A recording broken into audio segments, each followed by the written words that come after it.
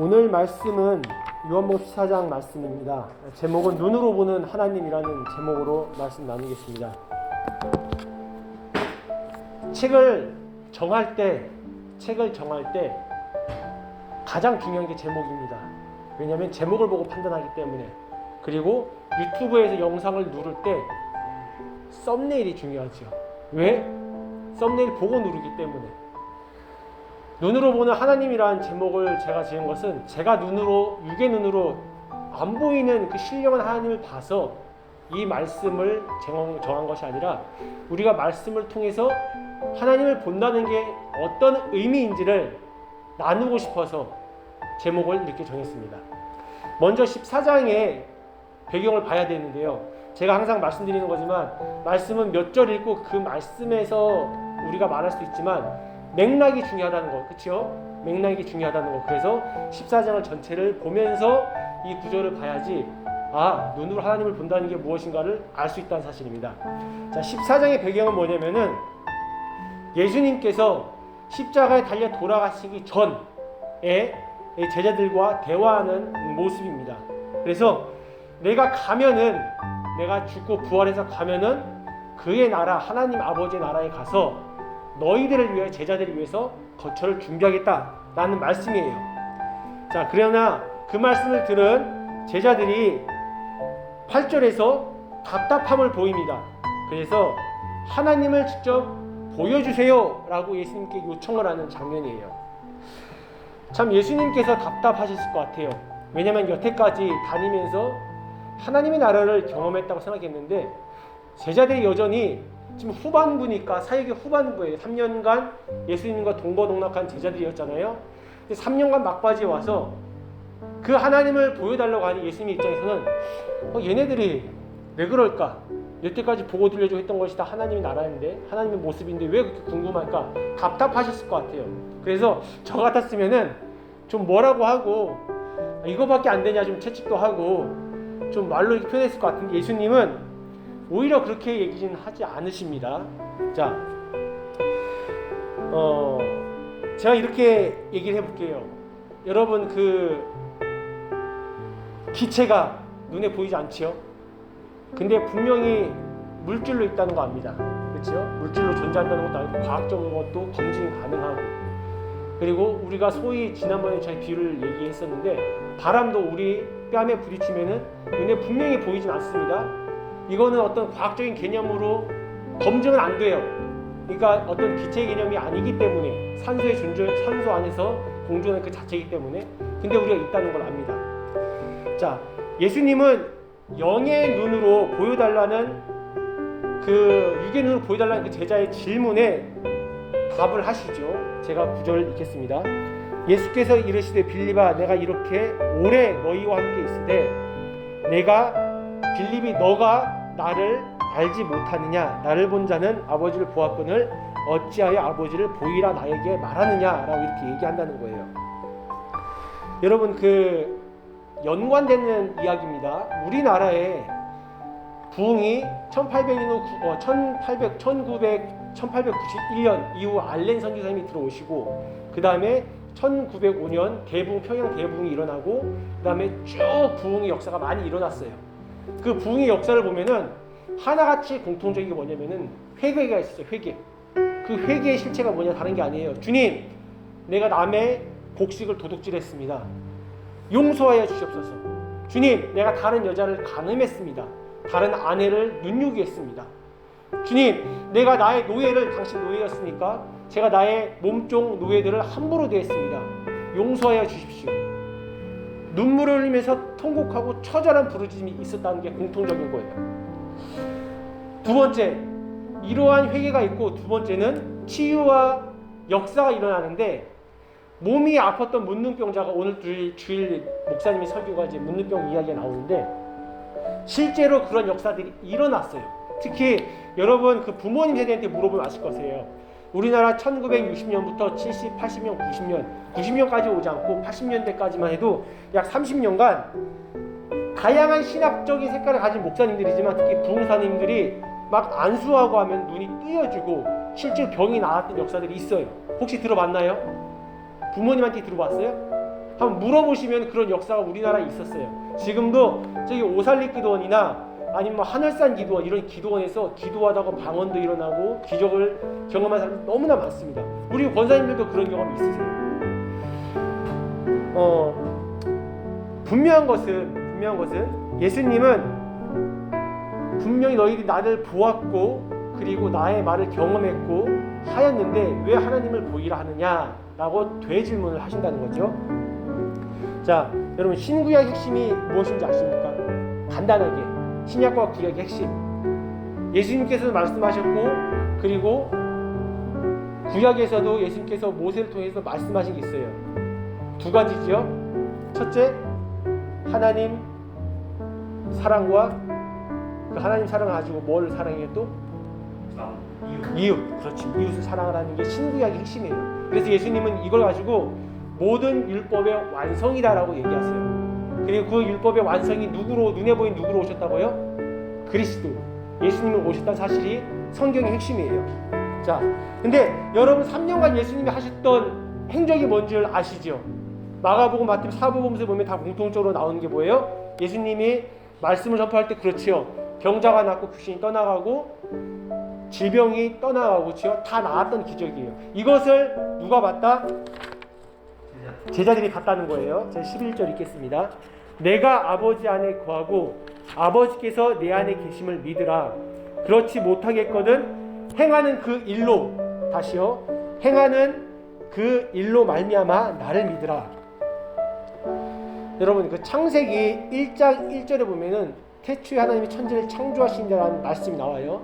그리고 요한복음 1장 1절에 보면은 기독론의 정수라고 하는 요한복음 1장 1절에 보면은 어떻게 나오는지 우리 휘건이가 찾아서 한번 읽어봐 주세요. 요한복음 1장 1절입니다. 예수의 말씀이 이시라. 이 말씀이 하나님과 함께 계셨으니 이 말씀은 하나님이시라. 아멘. 자, 그러면 여러분 아까 태초에 천지를 창조하셨을 때 계셨던 분이 하나님도 존재하시고, 이건 좀 신학적이니까 깊이 들어가지 않을게요. 예수님도 지금 계신 걸로 이해가 되죠. 요한복음 1장 1절에 그렇게 얘기하니까. 다시 말하면 이 형상을 따라서 사람을 만드셨는데 사람을 만드시고 지은 다음에 하신 예수님이 보시기에 좋았더라, 기쁘셨더라는 말씀이 분명히 나옵니다. 여러분 지금 우리 뉴스에 틀면은 큰 이야기가 두 가지가 나와요. 정치, 경제, 사회 문제 다 떠나서 이슈가 된 두 가지가 항상 나옵니다. 종원이, 두 가지 중에 하나가 뭐죠? 아주 큰 이슈, 너무나 많이 나오는 이슈.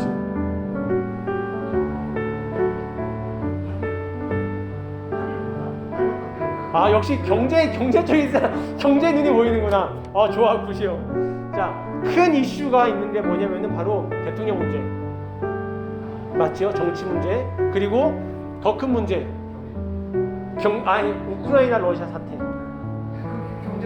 경제 문제. 근데 중요한 거는 제가 이 얘기를 왜 하냐면은 우크라이나 러시아 사태는 사람을 죽이고 살리는 문제예요. 실제로 그렇게 하고 있어요. 정치 문제도 칼과 총으로 찌르지 않지만 서로가 찌르고 있어요. 아시죠? 여야가 찌릅니다. 여야만 찌릅니까? 국민들이 서로 찔러요. 맞지요?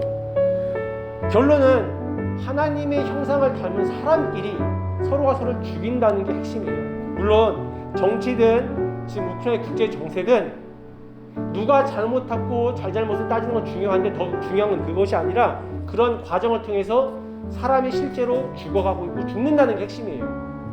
이런 과정에서 우리 그리스도인, 특히 여러분 청년은 이 사회에 휘둘리지 않고 이 관점에서 내가 따라가는 것이 아니라 성경의 관점을 볼 수 있는 눈을 기르는 게 중요하다라는 사실입니다. 제가 8년 전에 그 4호선 회화역 회화역 뭐 너무 쉬우니까 가기 쉬우니까 가본 친구들이 있을 거예요. 제가 아냐 일이 있어가지고 아냐하고 이렇게 길을 걷고 있는데 갑자기 뭐가 쿵 하고 떨어졌어요. 엄청 크게 이렇게 떨어졌어요. 그래서 제가 너무 깜짝 놀라고 제가 옆으로 확 피했거든요.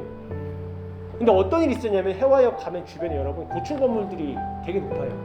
뭐 20층, 25층 뭐 한 그 정도 되는 아파트보다 높은 그러한 고층 건물이 많은데, 중요한 것은 거짓말 안 하고 약 15m에서 20m 정도 되는데 그 물건이 떨어졌는데 그게 뭐였냐? 사람이었어요. 제가 너무 큰 충격을 받았어요. 근데 그분을 보니까 참고로 떨어지고 나서 제 아내가 응급구조 항 나온 거 아시잖아요. 그래서 간호사 그쪽 일을 해서 이 사람을 살려야 되니까 다가갔어요. 근데 이미 눈하고 몸이 꺾여가지고 머리에서 피가 나오고 귀에서 피가 나오기는 걸 봤어요. 너무 눈앞에서. 그래서 만지면 안 된다. 일단 기다리고 119 신고하자 해서 신고를 하고 처리하는 것까지 보고 저희가 갔어요. 그분의 모습을 보니까 머리는 제대로 깎지 못했고 옷은 정말로 비루하고 남루하게 옷을 입고 있었어요. 그때가 여름이었는데 그 겨울 옷을 긴팔 외투를 입고 있었던 거예요. 그러니까 무슨 문제냐? 결론은 먹지 못하고 그리고 결론 너무나 그 연약한 그러한 사람의 비참한 모습으로 죽은 모습을 봤어요. 여러분, 우리나라의 하루의 자살자가 몇 명인 줄 아십니까? 하루의 통계에 의하면은 지금 3년 전 통계입니다. 19년 통계니까 34명이라고 얘기해요. 하루에 34명, 1시간에 1명 이상이 죽는 거예요. 근데 34명의 70%가 이유가 뭔지 아세요? 경제. 맞아요. 생활고 경제 문제, 돈 문제, 빚 문제 다 연결된 경제 문제예요. 저는 이 모습을 보고 도와야겠다라는 생각의 문제가 아니라 첫 번째로는 죄의 문제구나. 돈으로만 사람을 구할 수는 없습니다. 첫 번째가 죄의 문제라는 것, 예수님을 몰랐기 때문에 문제라는 것. 두 번째로는 재정, 돈의 문제라는 것. 저는 지금 러시아 사태와 정치 문제와 그리고 우리나라에 이루어지는 다양한 사회 문제들 이면에는 돈이 다 연결되어 있는 부분이 있어요. 탐욕하고 연결되어 있는 부분이 있고. 그런데 결론은 누가 타겟이 되냐? 창세기 1장 1절과 요한복음 1장 1절에서 말한 천지를 창조하셨고 그 다음에 하나님의 형상을 따라 사람을 만들었는데 그 형상이 계속해서 피폐해지고 낙오가 되고 왕따가 되고 루저가 되는 삶을 우리가 살고 있다는 것. 그러한 관점에서 저는 자유치 못한 사람을 회복해 하시러 오시려는 예수 그리스도의 모습에 그 모델링이 여러분들이 되어야 된다고 생각합니다. 여러분들은 자유를 주는 자가 되어야 된다. 여러분들이 복음을 전하는 자가 되어야 된다. 여러분, 참고로 목사님만 사역자만 복음을 전하는 게 아니에요. 그렇죠? 여러분들이 가진 위치 상황에서 여러분들이 자유를 주는 사람이 될 수 있다는 것. 그 자유.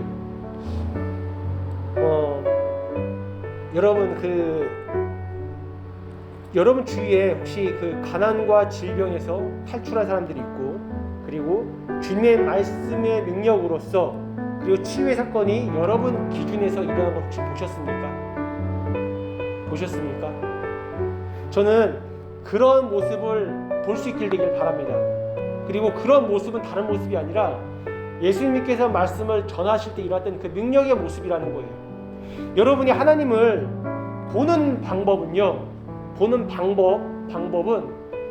어떤 것을 하고 내가 어떤 것을 의지적으로 하는 것도 중요하지만 그거보다는 이미 하나님의 사람들이 선포하는 일들이 있고 그 일들을 통해서 공동체가 갱신되고 회개가 일어나고 통곡이 있고 주님께 돌아오고 그 다음에 그들의 마음이 치유된 사건들을 보는 것이 하나님을 보는 거예요.